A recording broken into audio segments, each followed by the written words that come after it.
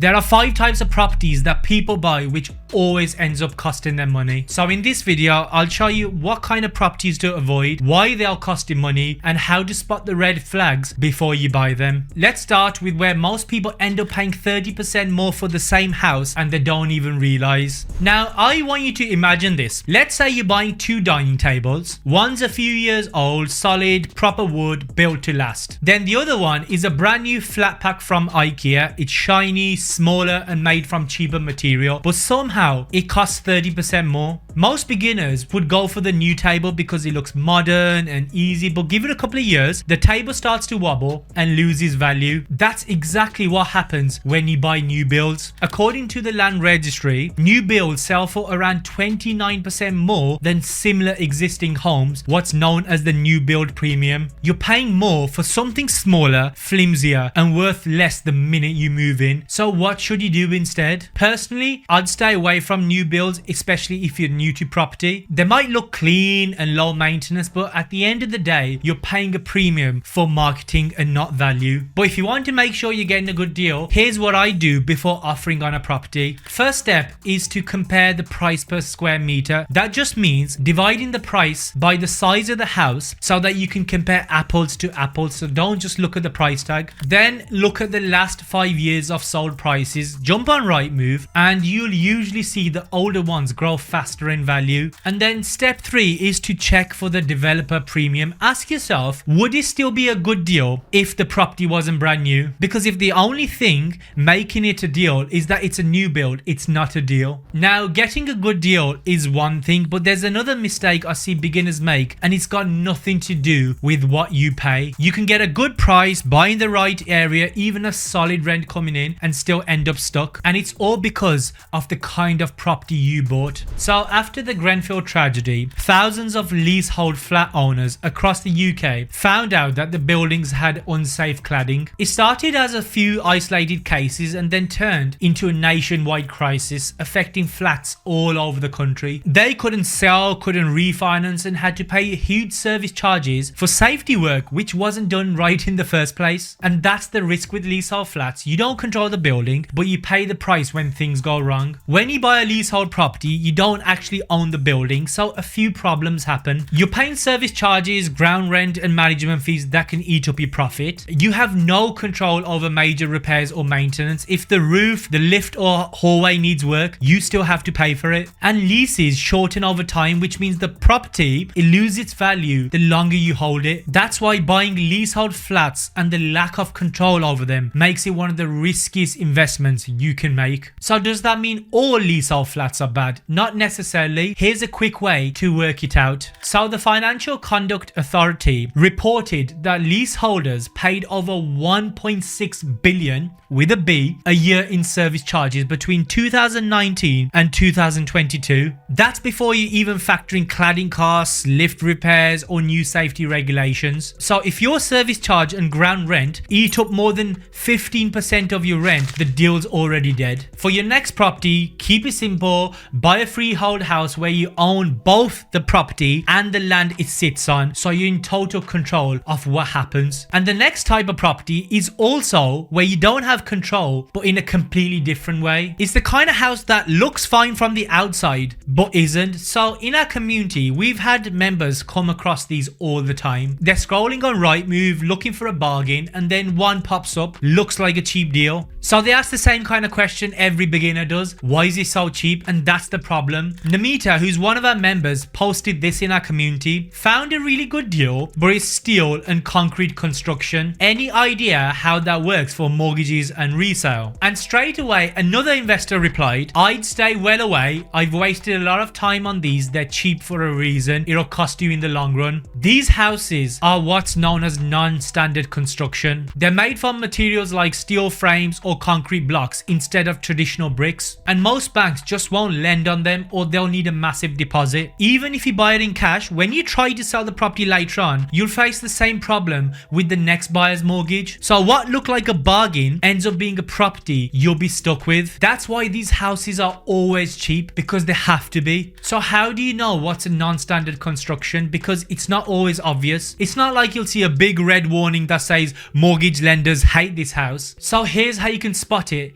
before wasting your time. If you look at this property, most people will think this looks like a normal house, right? But if you scroll down the listing, you'll usually spot it. It might say things like steel frame, concrete build, or even mention non-standard construction. If you do see any of those words, just move on to the next property. The next type of property, yep, I learned this the hard way and it was a headache I never want again. So let me tell you what happened. A few years ago, I bought this property in a nice quiet area. Everything went to plan. The refurb was smooth. It was on time, on budget. But when I went to refinance, that's when I got the call from my broker. He said, VJ, the lender's not keen on the property. And I was like, what do you mean? It's done. It's rented. Everything's perfect. He goes, yeah, but it's next to a pub. Now, here's the thing. If you look at the screen, my house is the one in the corner. It wasn't next to a pub. It was next door to a pub. And that pub was closed. But the lender didn't care. They refused to lend on it. I had paid £85,000 for the house in cash, which was now stuck. And I needed to refinance it as soon as possible. We tried another lender, same story. Eventually, after a few weeks of back and forth, I managed to argue the case that the pub was 2 doors away. The pub was boarded up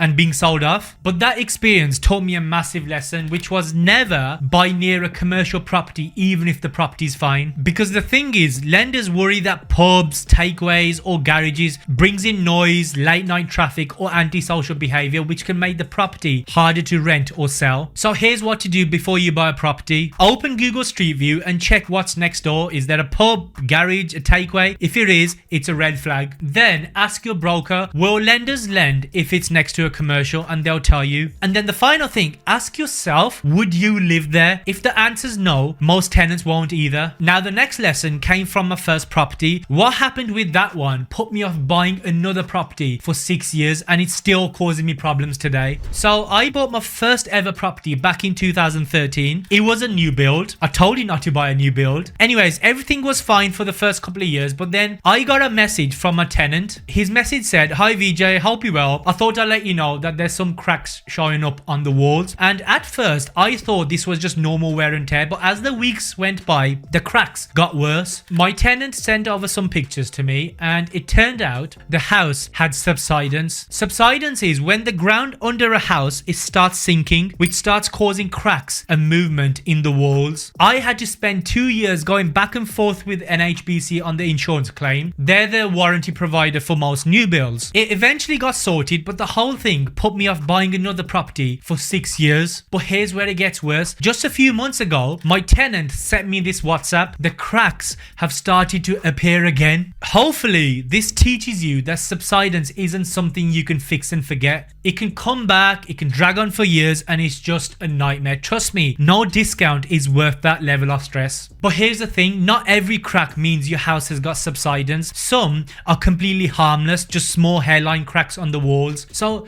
how do you tell the difference? According to the Royal Institution of Chartered Surveyors, short for RICS, most small cracks, anything under 3mm wide, are usually just surface movement or plaster drying. But anything deeper or wider than 3mm, please stay away. There's plenty more fish in the sea. So now you know what to look out for before buying a property. But even if you avoid these bad properties, there's something else that could hit you even harder, and it's completely out of your control. In the next video, I'll show you what's changing and how to protect yourself. So I'll see you over there.